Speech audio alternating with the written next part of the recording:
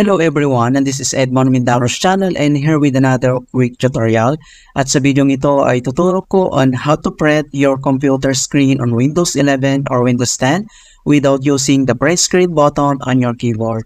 So this should hopefully be a pretty straightforward process guys, and let's go ahead. Ang first method na pwede natin gawin ay yung tinatawag na on-screen keyboard. Para magawa natin yan ay dito lang sa start menu, so click mo lang yan. And then dito lang sa ating searching bar ay search lang natin yung on-screen keyboard and then click mo itong open. And then ang susunod na natin gawin ay kailangan mo lang i-select yung print screen button. Ito siya, so click mo lang ito.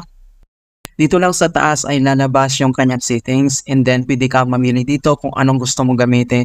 Kung gusto mo ng rectangular mode, gusto mo ng freeform, window mode, and then yung full screen. So select ka lang dito. Alright, so select lang tayo dito ng rectangular. And then dito naman sa kanyang mouse pointer ay drag mo lang ito sa ating screen. So click mong ganyan, drag lang natin. And then i-release mo lang itong right click na natin. Ganyan mga kaibigan. So nakakuha na siya ng print screen. So ito siya. Alright, and the other method naman na pwede natin gawin ay dito lang sa ating keyboard ay press mo lang yung Windows key plus Shift plus S. So pagsabayin lang yan. And then same procedure, lalabas yung tinatawag na snapping tool settings. Ito siya. So select ka lang dito kung anong gusto mong gamitin mga kaibigan. Kung gusto mo ng full screen, ayan. So nakakuha na siya ng full screen mga kaibigan. Drag mo lang tong mouse. And then automatic nakakuha na siya ng print screen. And then another option naman ay dito lang sa start menu, so click mo lang yan.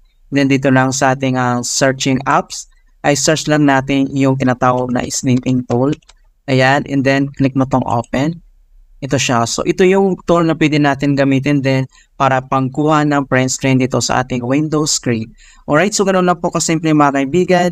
And hope na may natutunan ulit kayo sa ating simple tutorial. And please don't forget to like this video and subscribe to my channel for more helpful tutorials and tips. And if you have any questions or suggestions, please leave them in the comment below. Thank you guys and see you in my next tutorial.